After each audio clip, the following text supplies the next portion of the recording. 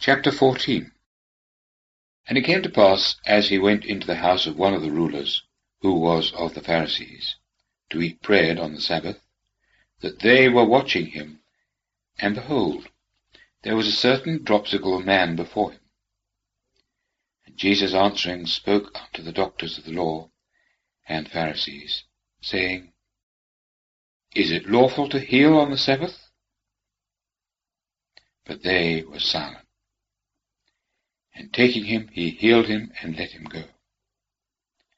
And answering, he said to them, Of which of you shall an ass or ox fall into a well, that he does not straightway pull him up on the Sabbath day? And they were not able to answer him to these things. Verse 7. And he spoke a parable to those that were invited, remarking how they chose out the first places, saying to them, When thou art invited by any one to a wedding, do not lay thyself down in the first place at table, lest perhaps a more honourable than thou be invited by him, and he who invited thee and him come and say to thee, Give place to this man, and then thou begin with shame to take the last place. But when thou hast been invited, go and put thyself down in the last place. When he who has invited thee comes, he may say to thee, Friend, go up higher. Then shalt thou have honour before all that are lying at table with thee.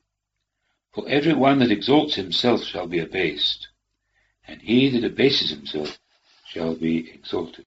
Verse 12.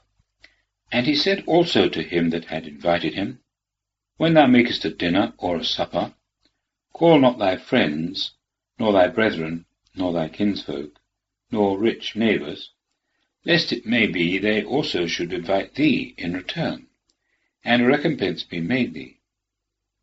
But when thou makest a feast, call poor, crippled, lame, blind, and thou shalt be blessed, for they have not the means to recompense thee, for it shall be recompensed thee in the resurrection of the just. And one of those that were lying at table with them, hearing these things, said to him, Blessed is he who shall eat bread in the kingdom of God. And he said to him, A certain man made a great supper, and invited many. And he sent his bondman at the hour of supper, to say to those who were invited, Come, for already all things are ready. And all began, without exception, to excuse themselves. The first said to him, I have bought land, and I must go out and see it. I pray thee, hold me for excused. And another said, I have bought 5 yoke of oxen, and I go to prove them. I pray thee, hold me for excused. And another said, I have married a wife, and on this account I cannot come. And the bondman came up, and brought back word of these things to his lord. Then the master of the house, in anger, said to his bondman, Go out quickly into the streets and lanes of the city, and bring here the poor and crippled, and lame and blind. And the bondman said, Sir, it is done as thou hast commanded, and there is still room. And the Lord said to the bondman, Go out into the ways and fences, and compel to come in, that my house may be filled. For I say to you that not one of those men who were invited shall taste of my supper.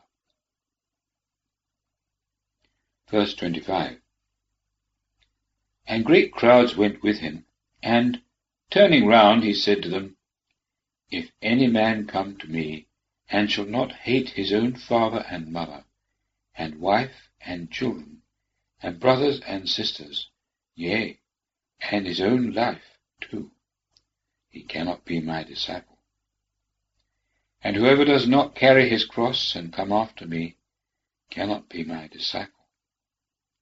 For which of you, desirous of building a tower, does not first sit down and count the cost, if he have what is needed to complete it, in order that, having laid the foundation of it, and not being able to finish it, all who see it do not begin to mock at him, saying, "This man began to build and was not able to finish." Or what king, going on his way to engage in war with another king, does not, sitting down first, take counsel whether he is able with 10,000 to meet him coming against him with 20,000? And if not, while he is yet far off, having sent an embassy, he asks for terms of peace. Thus, then, every one of you who forsakes not all that is his own cannot be my disciple. Salt, then, is good, but if the salt also has become savourless, wherewith shall it be seasoned? It is proper neither for land nor for dung.